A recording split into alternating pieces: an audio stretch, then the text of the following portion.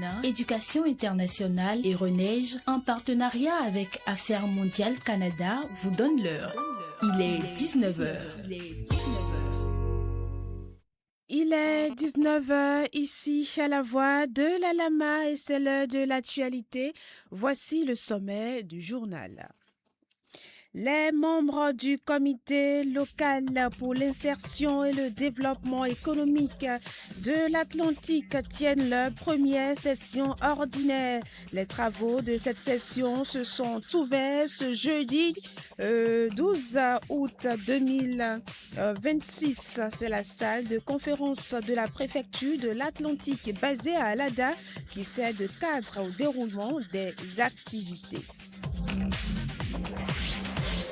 Drame à Alada, un homme a perdu la vie ce jeudi matin dans un accident de circulation à Alada à proximité de la mairie. Les précisions à venir. Au plan national, sachez que le festival Vodou Days sera étendu sur une semaine. L'annonce a été faite par le président du comité Rite Vodou, le professeur Maounion Kako. C'était au cours d'un atelier à Cotonou il y a quelques jours. Que comprendre de cette extension? Les précisions dans quelques instants. D'autres nouvelles seront également au rendez-vous sur le continent. Nous irons au Gabon et puis au Zimbabwe. Le sport sera également au rendez-vous. La page des sports nous sera présentée par Thomas Roundo. Et c'est Cyril Podji qui assure la partie technique à ce microphone. Bernice Koukoudui. Je l'annonçais dans les titres, les membres du comité local pour l'insertion et le développement économique de l'Atlantique tiennent leur session ordinaire. Les travaux de cette session se sont ouverts ce jeudi 13 août 2026. C'est la salle de conférence de la préfecture de l'Atlantique basée à Alada qui sert de cadre au déroulement des activités.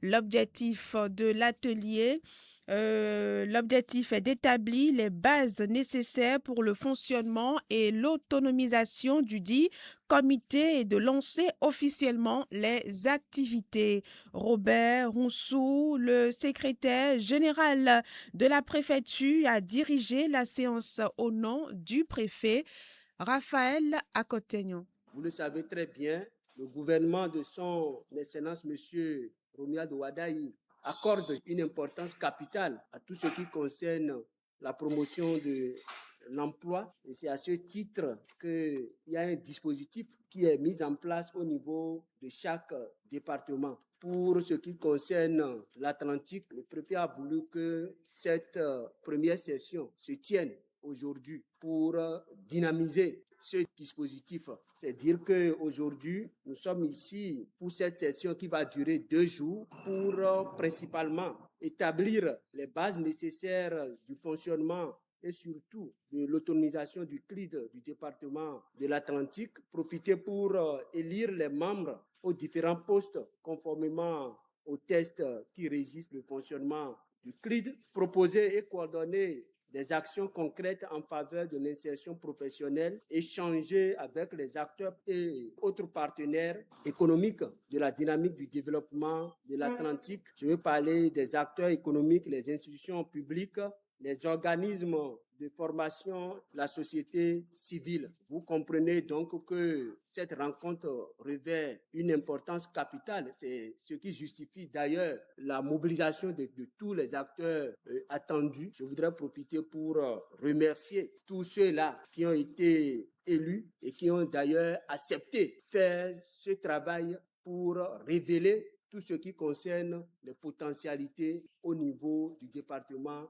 de l'Atlantique, accompagner les jeunes dans tout ce qui concerne l'emploi. Je voudrais profiter pour remercier le partenaire technique et financier. Je vais parler de la GIZ qui vraiment se trouve à nos côtés pour nous accompagner, nous soutenir. Je remercie également le directeur général de l'ANPE qui vraiment est mobilisé, très engagé avec toute son équipe pour œuvrer pour la dynamisation de ce dispositif au niveau de chaque département. Quelques participants apprécient, ils sont au micro de Nativité Yehoumé. Je m'appelle Ouandé Kambel, président du conseil d'administration de l'ONG Bénéation. C'est une bonne impression parce que c'est l'ANPE qui dirige et financé par la GIZ. Nous avions commencé d'abord par l'élection du bureau de la coordination qui doit permettre au CLID de bien travailler et mieux coordonner les choses dans les 8 communes du département de l'Atlantique. J'ai été élu en qualité de chargé de la communication pour le CLID Atlantique. Et c'est un poste dédié aux acteurs qui sont dans le CLID Atlantique. Nous sommes 4 au niveau du bureau. Il y a le préfet qui est le coordonnateur. Le secrétariat permanent, c'est le chef antenne ANPE de l'Atlantique qui est là. Il y a le chargé de la communication qui est M. Wandekon Abel, le président de l'ONG Bénéation, et le chargé du partenariat et de la mobilisation des ressources qui est Arnaud Thierry Benao. Donc c'est lui qui coordonne ça. Donc nous avions aussi maintenant les facilitateurs, c'est-à-dire les commissions. Il y a 3 commissions. Il y a la commission de formation professionnel et emploi. Il y a la commission qui s'occupe de la promotion de l'entrepreneuriat et des PME. Et il y a la 3e commission qui s'occupe des potentialités économiques et du plaidoyer. Donc voilà les commissions sur lesquelles on a travaillé. C'est Arnaud Thierry Benao Bemaomele, directeur du Centre des Jeunes du Canada, membre du CLID Atlantique. Nous avons comme rôle d'aider la jeunesse par rapport à la formation et par rapport à l'emploi. Et nous allons nous baser sur les potentialités économiques de notre département. Donc, dans chaque région du département, quelles sont les potentialités économiques que nous avons? Et nous avons comme mission quand même d'orienter les jeunes vers ces potentialités économiques. Nous avons aussi comme obligation de les former s'ils n'ont pas de formation par rapport aux potentialités, ce qui va faire accroître l'économie locale. En fait, c'est une mission républicaine. Et moi, je rends toujours grâce à Dieu parce que chaque fois, quand on me lie à un poste, je dis c'est Dieu qui veut que je sois vraiment à ce poste pour quand même mettre à la disposition de mes pairs mes savoirs en la matière. Donc pour moi, c'est d'abord un sentiment de joie, mais un sentiment aussi de reconnaissance envers Dieu et envers aussi mes pairs qui m'ont élu à ce poste, qui m'ont confié ces responsabilités. Et je crois que par la grâce de Dieu, avec l'accompagnement de mes pairs, je vais réussir cette mission. Les travaux prennent fin le vendredi 14 août 2026. Je l'annonçais dans les titres. Un homme a perdu la vie ce jeudi matin dans un accident de circulation à Alada, à proximité de la mairie. Selon les premiers témoignages, cet homme a quitté l'avant qui est à côté de la mairie et s'est engagé sur la voie inter-État. C'est à ce moment qu'il aurait été violemment percuté par un camion roulant à vive allure. Sa moto de Mac Dayang a été totalement endommagée. Rapidement, les policiers se sont rendus sur le lieu pour le constat de cet accident. Cet accident a bloqué la circulation pendant des heures. Ce drame de ce mercredi, de ce jeudi 13 août 2026 a suscité un commentaire au sein de la rédaction. Un commentaire présenté par Arnaud Agbozo. Un drame de plus à Alada. Oui, un drame sur la route de l'insécurité. Le corps d'un jeune homme s'est retrouvé en lambeaux sur la voie. Parti de chez lui tôt ce matin à la recherche de son pain quotidien et n'avait pas en idée que la mort l'attendait sur la route. Ce matin donc 13 août 2026, autour de 7 heures, le tronçon de la place Toussaint-Louverture au carrefour Beoua d'Alada a de nouveau été le théâtre d'une tragédie routière. Un camion, dans des circonstances que l'enquête devra éclaircir, a mortellement fauché une victime. En attendant qu'on y voit clair, ce drame, qui n'est pas le premier du genre, vient mettre en évidence les pièges que posent les entreprises en charge de la réalisation des routes dans le centre-ville d'Alada. Tenez, une voie qui était en double est devenue subitement une voie en sens unique que les usagers doivent se partager, quelle que soit leur provenance. Cette seule voie encore exiguë n'est pas faite pour les vitesses, mais malheureusement, c'est là que se font toutes les vitesses. Personne ne veut aller à un rythme de sécurité ni respecter le code de la route. Conséquence, les cas d'accidents s'enchaînent, car le drame de ce jeudi matin n'est point là un sinistre isolé. Ce même as ont vu se reproduire avec une régularité alarmante des scènes de chaos et de deuil. Tout ceci se passe au vu et au su des autorités communales qui apparemment ne disent rien ou ne semblent rien faire pour arrêter la saignée. Alors, il est temps qu'elles sonnent les entreprises responsables des travaux de trouver d'autres stratégies pour barrer les voies et enlever le piège à mort. Et aux autorités routières de s'appuyer sur la police républicaine pour sécuriser la vie des usagers sur tous les axes qui connaissent des travaux en attendant leur finition. Elles en ont fait à l'étape des 2 dépressions et pourquoi pas maintenant.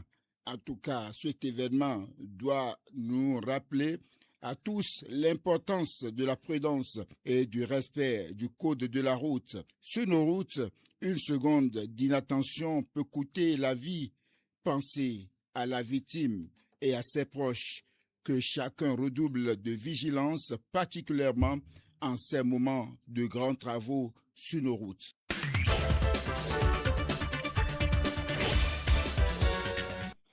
Plus de soucis pour les vivres de la cantine scolaire à Djadji Koswe dans l'arrondissement de lycée Gazon. Un bâtiment sera érigé pour le stockage des vivres.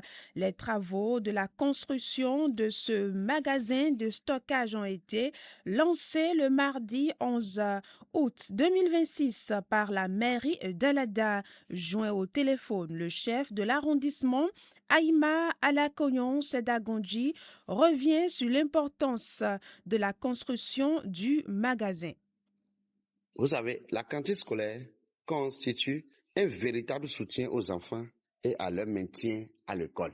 Le projet ne comprend pas seulement l'espace destiné à la cantine. Il prévoit également un magasin qui permettra une meilleure organisation du stockage et de la conservation des vivres nécessaires au fonctionnement de la cantine. Nous savons que lorsqu'un enfant est dans de bonnes conditions alimentaires et scolaires, cela peut favoriser son assiduité et ses capacités d'apprentissage. C'est donc un investissement dans l'enfant, mais également un investissement dans l'avenir de notre communauté. Autre volet de l'actualité à présent pour bien célébrer la fête identitaire de Renvi le 15 août prochain. Les sages de cet arrondissement invoquent la bénédiction de leurs aïeux terlins à Rokboku, à Djaouto. Cette séance de prière a réuni les sages et notables de Renvi. Ceux-ci se sont réunis sur le site d'inhumation du roi Terlin à Rokboku, à Djaouto, à Renvi-Bossa.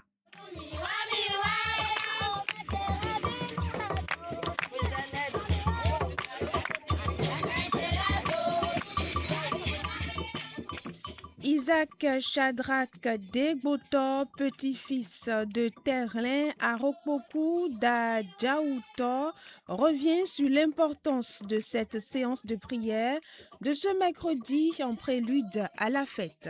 Comme il est de coutume, il faut que tout peuple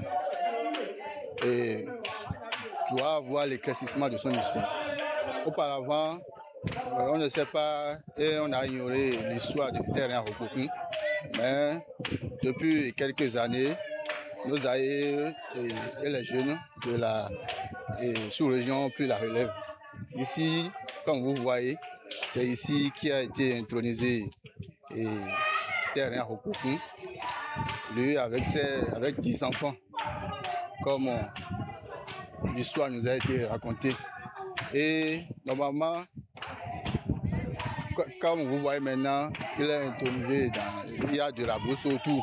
Normalement, ce serait comme à Bomé, et les gens doivent venir de toutes les sous-régions de l'Afrique pour visiter le site. Ce serait comme un site historique, mais on a ignoré et on ne connaît pas l'histoire, et on a laissé, et c'est grâce, nous allons saluer notre père Gabriel, c'est lui qui a pris la relève avec son excellence et l'ancien président de l'Assemblée nationale, M. Louis Vravonou, qui est le secrétaire général. Et ils ont pu faire leur œuvre jusqu'à ce qu'on a un livre qui est nommé Notre Histoire. Et ça a retracé quelques histoires du terrain Rokokoum. C'est ça, nous sommes en train d'emboîter les pas, nous sommes ici maintenant. Depuis 3 ans, comme nous avons salué notre père Bokono à Welepepe, parce que c'est lui, comme les Bokono, ils voient la vie, ils voient aussi dans l'ombre. Bon, peut-être que c'est notre père terrain Rokokoum qui l'a songé dans ses rêves, et il a pris la relève depuis 3 ans.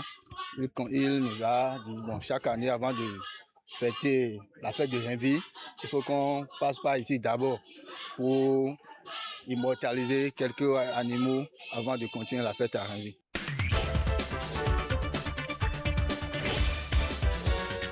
Le festival Vodou Days sera étendu sur une semaine. L'annonce a été faite par le président du comité Rite Vodou, le professeur Maounion Kakbo. C'était au cours d'un atelier à Cotonou il y a quelques jours. Mais que comprendre de cette extension? Au cours d'une émission avec la presse, le ministre porte-parole du gouvernement, Wilfried Léon-Houmbedji, explique.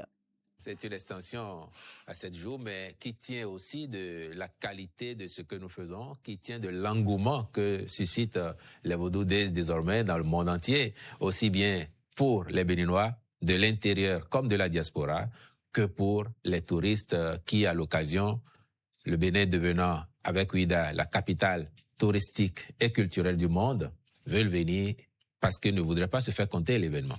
Mais j'ai expliqué à certains de vos confrères ce que je vais vous dire ici.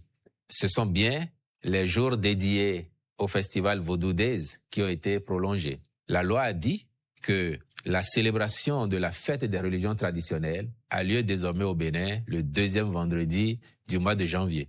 Donc ce n'est plus systématiquement le 10 janvier comme avant cette réforme, le 2e vendredi.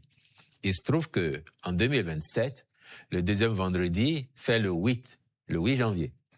Et nous savons déjà qu'au thème de la loi, la veille du jour de la célébration des religions traditionnelles est chômée.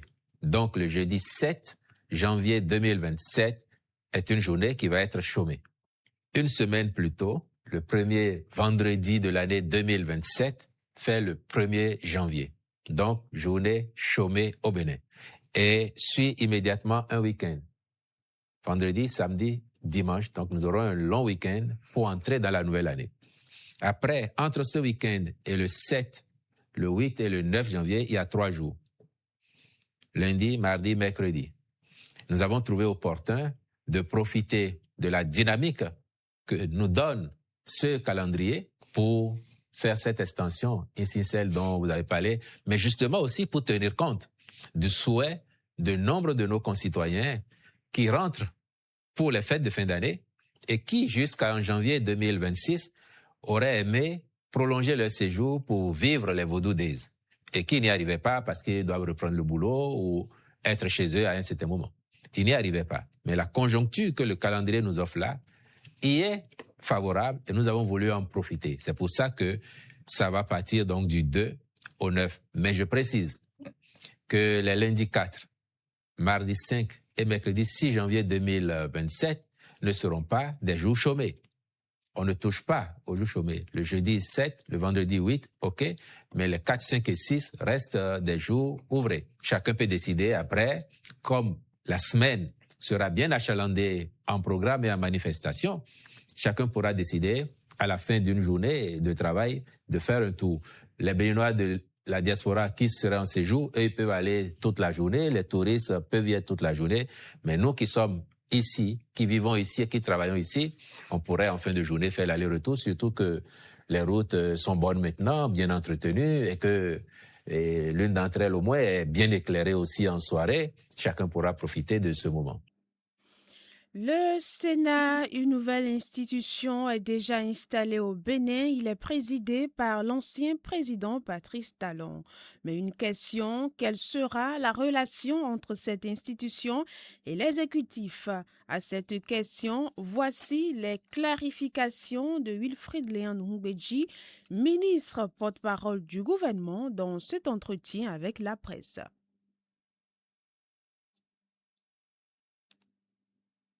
L'élection du bureau du Sénat vient consacrer la mise en place effective de cette institution. Après son installation, le 30 juillet dernier, la prochaine étape attendue était évidemment celle de la mise en place de ses instances dirigeantes, pour ne pas dire de son bureau. Et vous l'avez constaté, un bureau léger de 3 membres. Du point de vue de l'exécutif, c'est une bonne marche de nos institutions et c'est l'aboutissement du processus de mise en place de cette dernière année de nos institutions qu'est le Sénat. Alors, voulu donc comme un conseil de sages et une chambre de régulation, le Sénat est désormais installé. Quel type de relation peut-on entrevoir désormais entre l'exécutif et ce nouvel organe qui vient enrichir l'architecture institutionnelle du Bénin? L'exécutif attend que cette nouvelle institution intervienne de façon complémentaire avec les autres pour nous aider à ce que notre pays continue sa marche vers le progrès. Son processus de développement amorcé entretienne la cohésion nationale entre tous ses fils, nous aide à avoir des bases politiques plus agréables, si on peut dire, à avoir des acteurs politiques plus responsables, toutes choses découlant des missions que le législateur a confiées aux sénateurs. Monsieur le ministre, la tête de cette institution, ou du moins c'est celui qui a pris la tête de cette institution, fait beaucoup parler au sein de l'opinion. Comment l'exécutif justement accueille, ou plutôt quelle signification l'exécutif donne à cette présidence de Patrice Talon qu'on retrouve au devant de la scène aujourd'hui, seulement quelques mois après avoir rendu son maillet, je vais le dire, au président Romuald Wadaye? Mais si le président Patrice Talon se retrouve aujourd'hui à la tête du Sénat, je crois que ça n'est pas que de sa seule volonté. Lui, il a beau se porter candidat, comme d'autres qui auraient voulu être candidats, il a encore bien fallu que l'ensemble des membres de l'institution lui accordent confiance pour qu'il en soit aujourd'hui le premier responsable. Mais moi, ce qui me semble utile à mettre en avant, quand on a suivi le compte-rendu des travaux du Sénat, c'est de voir que sur 24 membres présents, il aura recueilli quand même 24 voix. Et donc, je pense qu'il y a cette unanimité, ce consensus qui s'est dégagé. Et je crois aussi que c'est un signal que les sénateurs nous donnent. Tout à l'heure, on a bien dit que c'est une chambre de sages, n'est-ce pas? D'après ce que nous avons entendu, il y aurait eu d'autres volontés de briguer la présidence de l'institution. Que ces personnalités, entre elles, aient discuté, aient trouvé les mots, les arguments pour peut-être dissuader les autres qui voudraient postuler afin qu'à la fin, tous parlent d'une seule voix. Je crois qu'il n'y a pas mieux comme signe de sagesse que l'institution nous envoie. Je pense que, a priori, ce n'était pas donné. Et il ne faut pas oublier qu'il y avait potentiellement 10 ou 11 candidats à la présidence du Sénat, parce que le président doit sortir des rangs des membres de droit. Donc d'autres auraient pu, qu'ils ne se soient pas présentés, que certains aient eu la volonté, mais qu'ils aient été finalement dissuadés et qu'ils se soient fondus dans le groupe pour faire parler l'institution d'une voix. Je pense que c'est un bon signe pour nous et on peut être rassuré de ce que ces personnalités au sein de cette institution fonctionneront vraiment comme des sages, regarderont et apprécieront les situations qui pourraient être portées à leur connaissance demain avec vraiment un regard de sage. Et justement, quels sont selon vous les critères qui ont pu militer en faveur de la désignation de l'ancien président Patrice Talon? Ah non, ça je pense qu'il appartiendra aux sénateurs de vous dire pourquoi ils l'ont préféré à d'autres ou pourquoi il n'y a pas eu d'autres candidats face à lui. Ils sont les seuls. Pour l'avoir côtoyé, président de la République de 2016 à 2026, je connais ses qualités. Sans doute qu'elles ont milité en sa faveur et certainement pas que. Le reste des réalités appartient aux sénateurs qui, en âme et conscience, ont porté leur choix sur lui pour ce que chacun en sait, pour les qualités sans doute que chacun lui reconnaît et peut-être aussi pour les défis qui seront ceux de l'institution qui vient d'être installée. Comme à l'égard des autres institutions, ce que l'exécutif attend, c'est que le Sénat apporte sa contribution dans la marche de notre pays vers davantage de progrès, davantage de bien-être pour nous tous et pour chacune et chacun d'entre nous, conséquemment. Patrice Talon, de président de la République à président du Sénat, quel est le distinguo qu'il faut opérer? C'est un président d'institution. On a bien eu des présidents de la République ici, anciens qui sont devenus maires ou qui sont devenus chefs de parti, et ça a fonctionné. Lama Info, les informations africaines. Nous démarrons les informations africaines par le Gabon. Après l'offensive d'envergure lancée sur le chantier des vivres urbaines, les autorités gabonaises braquent désormais le projecteur sur le secteur de la santé publique. Le 12 août 2026, le président de la République, Brice Clotaire Oligui Nguema, a présidé la remise d'un lot d'équipements de pointe au centre hospitalier universitaire de Libreville, couplé à l'inauguration de 3 structures sanitaires modernes. Zimbabwe, à présent, au moins 44 personnes ont perdu la vie dans le naufrage d'un bateau survenu mardi 11 août 2026 sur le lac Kariba, à la frontière entre la Zambie et le Zimbabwe. 77 autres passagers ont été secourus selon la police. Le navire appartenant à l'agence gouvernementale de développement rural assurait la liaison entre les villes zimbabwéennes de Kariba et Chalala. Le président du Zimbabwe a décrété le mercredi 12 août 2026 l'état de catastrophe à la suite de l'accident. Nous faisons place à présent à Thomas Runjo pour le sport. Lama Info, des sports. L'actualité sportive avec Thomas Runjo. On parlera de la Coupe d'Afrique des Nations féminines Maroc 2026 et du retour en fanfare du Paris Saint-Germain de France. On connaît désormais les 2 finalistes qui s'affronteront le 16 août prochain. Il s'agit du Cameroun et du Malawi. Pour en arriver, les Malawites ont dominé les Algériennes sur un score de 3-1. Les buts malawites ont été réalisés par Chawenga Tabita au 33e et 77e minute et de Chawenga Temoa à la 46e minute. Dans le second match, les Camerounaises et Marocaines, après le temps réglementaire, les 2 équipes étaient à égalité, 0 but partout. Il a fallu la fatidique séance des tirs au but pour voir les Camerounaises l'emporter face au pays organisateur, le Maroc, sur la marque de 4-1. Notons que les 4 demi-finalistes sont directement qualifiés pour la Coupe du Monde Brésil 2027. Il s'agit du Cameroun, du Malawi, du Maroc et de l'Algérie. En Europe, la Super Coupe a été jouée hier. Le Paris Saint-Germain a dominé Aston Villa par un score de 2-1. Les buts français ont été l'œuvre de Kavisha à la 20e minute et de Doué à la 61e minute. L'unique but des Anglais porte la signature de Major à la 45e minute. Et voilà, nous sommes à la fin de ce journal. Cyril Podji, partie technique présentation. Bernice Koukoudoui, merci de nous avoir suivis.